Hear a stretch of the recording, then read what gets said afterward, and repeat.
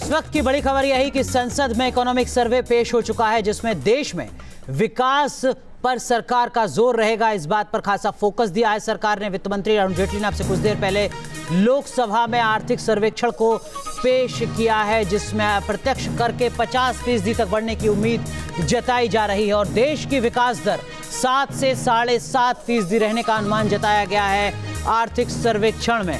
राष्ट्रपति के अभिभाषण के बाद हालांकि बाजार में भी बढ़त देखने को मिली और आपको बता दें कि तेजी से बढ़ने वाली अर्थव्यवस्था इस सर्वे में बताया गया है भारत को। और क्या कुछ खास बातें आर्थिक सर्वेक्षण में ये हम आपको बता देते हैं। तो इकोनॉमिक सर्वे के मुताबिक भारत तेजी से बढ़ती अर्थव्यवस्था है। जीडीपी 7 से 7.5% तक रहने का अनुमान है। हालांकि कच्चे तेल की कीमतें जिस तरीके से बढ़ रही हैं वो चिंताजनक है। रोजगार, कृषि और शिक्षा पर सरकार का जोर रहेगा। कटौती नहीं करेगी सरकार, बल्कि खर्चे को और ज्यादा बढ़ाएगी। तेजी से बढ़ने वाली अर्थव्यवस्था, इस पर खासा जोर सरकार का राष्ट्रपति के अभिभाषण के साथ साथ आर्थिक सर्वेक्षण में। और इस वक्त आप 5 तस्वीरें देख रहे हैं। संसद के बजट सत्र की आज से शुरुआत हुई है। राष्ट्रपति रामनाथ कोविंद संसद भवन में पहुंचे, केंद्रीय कक्ष में संसद के दोनों सदनों को संबोधित किया, बताया कि पिछला साल कितना उपलब्धि भरा रहा है सरकार का और आने वाले दिनों में किस तरीके के वादे रहेंगे और क्या कुछ खास बातें कहीं राष्ट्रपति रामनाथ कोविंद ने अपने इस पहले अभिभाषण में, ये हम आपको दिखाते हैं। मेरी सरकार ने 3 तलाक के संबंध में एक विधेयक संसद में प्रस्तुत किया है।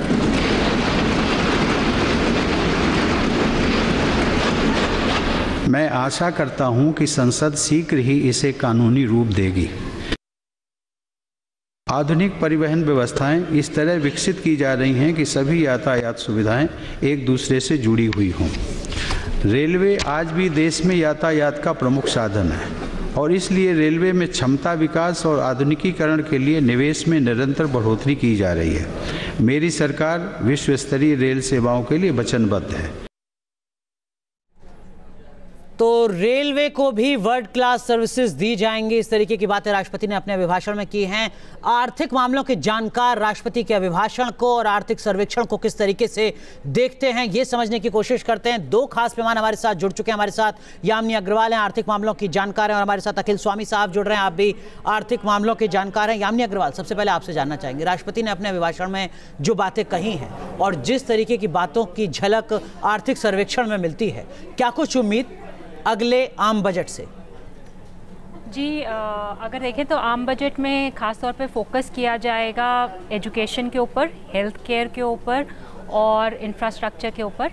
फोकस ये भी किया जाएगा कि जो है जितने से ज़्यादा एक्सपेंडिचर एलोकेशंस हो सके वो एग्रीकल्चर और रूरल डेवलपमेंट की तरफ भी किया जाए और जो है टैक्सेस को और थोड़ा और रैशनलाइज किया जाए, चाहे वो जीएसटी के द्वारा हो या स्मॉल और मीडियम एंटरप्राइजेस के अंदर हो।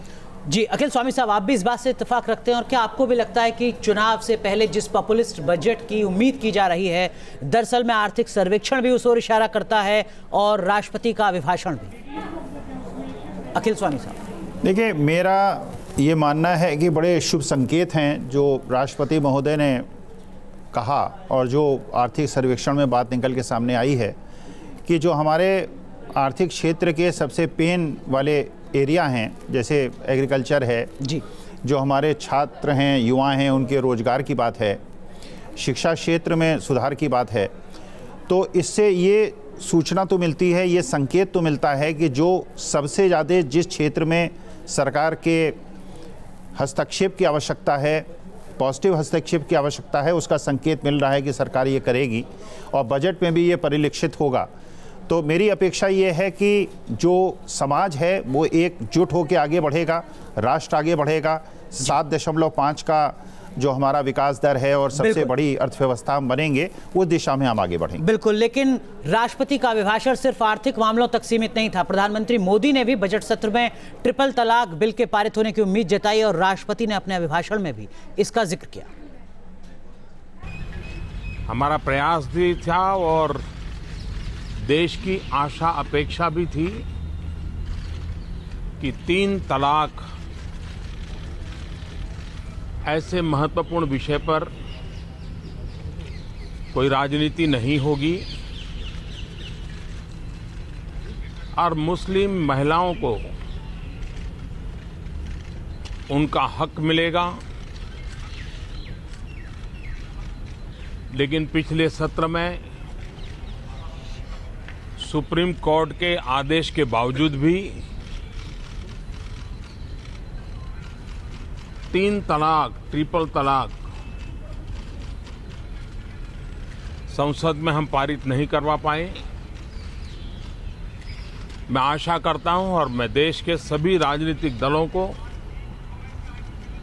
विनम्र आग्रह करता हूं कि इस सत्र में 3 तलाक महिलाओं के, विशेष करके मुस्लिम महिलाओं के हक की रक्षा करने वाले इस निर्णय को हम सब पारित करें। चलिए, तो प्रधानमंत्री नरेंद्र मोदी भी तमाम राजनीतिक दलों से अपील कर रहे हैं कि ट्रिपल तलाक के मुद्दे पर तमाम राजनीतिक दलों के बीच में सहमति बने। लेकिन ट्रिपल तलाक के साथ साथ राष्ट्रपति के अभिभाषण को लेकर भी विपक्ष के अपने रिएक्शन हैं, दिखाते हैं आपको। कांग्रेस ने समर्थन का वादा किया था, लोकसभा में समर्थन दिया था ट्रिपल तलाक पे, चाहे ओबीसी पे। तो मैं समझता हूं कि लोकसभा के बाद राज्यसभा में भी ये बिल पास होगा अगर कांग्रेस की दोहरी नीति नहीं रहा तो। बिल बिना डिस्कशन, बिना स्टैंडिंग कमेटी को भेजे, बिना अगर दिक्कत है तो जॉइंट कमेटी या सेलेक्ट कमेटी को भेजे, उसको पास कर ले रहे हैं। तो इससे बड़ी दिक्कत हो रही है और आगे आने वाले दिनों में तो चर्चा से डेमोक्रेसी है। तो चर्चा ही बंद अगर हो गया तो लोगों की समस्या कैसा उठाएंगे। तो आज का दिन संसद और सियासत के लिहाज से अहम है। एक तरफ राष्ट्रपति का अभिभाषण है जिसमें कई बातें हैं, लेकिन ट्रिपल तलाक का भी जिक्र है, और दूसरी तरफ संसद में ही आर्थिक सर्वेक्षण भी पेश किया गया। और आर्थिक सर्वेक्षण में क्या कुछ कहा गया ये हम आपको एक बार फिर बता दें। कच्चे तेल की बढ़ती कीमतें चिंताजनक हैं, यह आर्थिक सर्वेक्षण में माना गया है। हालांकि ये भी कहा गया है कि रोजगार, कृषि और शिक्षा पर सरकार का खास जोर रहेगा। सरकार कटौती नहीं करेगी, खर्च बढ़ाएगी। साथ ही ये भी दावा किया गया है कि तेजी से बढ़ती अर्थव्यवस्था है हमारे देश की, जहां पर विकास दर 7 से 7.5% तक रहने का अनुमान जताया गया है। यामिनी अग्रवाल, अगर 7 से 7.5% अर्थव्यवस्था रहती है तो इसका क्या कुछ मतलब होता है एक आम व्यक्ति के लिए? क्या जीडीपी का बढ़ना रोजगार का बढ़ना भी माना जाए?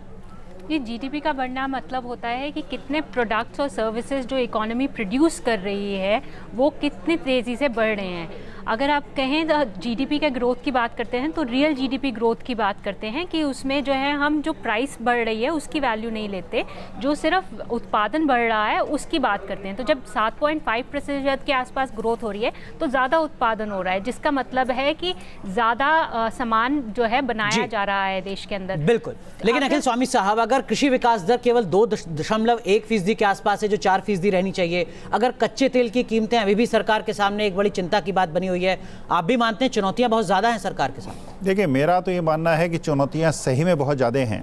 पिछले 3-3.5 साल में परमेश्वर की बड़ी कृपा रही है कि क्रूड के प्राइसेस बहुत कम हो गए। जितने भी गोल्ड के प्राइसेस थे, मेटल प्राइसेस बहुत कम थे। तो देश में जो सरकारी व्यय था उसको बढ़ाने के लिए सरकार के पास व्यवस्था थी। प्राइवेट सेक्टर में इन्वेस्टमेंट नहीं हुआ, कैपेसिटी यूटिलाइजेशन नहीं बढ़ा, उसकी वजह से नया निवेश नहीं हुआ। तो हमारा जीडीपी का जो भी कंट्रीब्यूशन आया वो पब्लिक स्पेंडिंग से आया जी। अब चुनौती बहुत बड़ी ये है कि अगर क्रूड के प्राइस बढ़ते हैं, गोल्ड के प्राइस बढ़ते हैं, तो उससे जो हमारी मैन्यूवरिंग करने की क्षमता है वो कम होगी। बिल्कुल। सरकार को रेवेन्यू बढ़ाने के प्रयास करने होंगे, खर्चे बहुत ज़्यादा नहीं बढ़ा पाएंगे। और प्राइवेट सेक्टर का जब तक इन्वेस्टमेंट नहीं बढ़ेगा तब तक जीडीपी में, और दूसरी बात जो इंक्लूसिव ग्रोथ की बात है, कितना ये परकोलेट डाउन करता है, नीचे तक जाता है, ये देखने वाली बात, ये देखने वाली बात। लेकिन चुनौतियां भी हैं और उम्मीद भी है, और इन सब के बीच सरकार की तरफ से दावे भी हैं। बहुत बहुत शुक्रिया आप दोनों खास मेहमानों का जुड़ने के लिए और आर्थिक सर्वेक्षण और अभिभाषण का क्या कुछ मतलब है ये दर्शकों को विस्तार से समझाने के लिए। यहाँ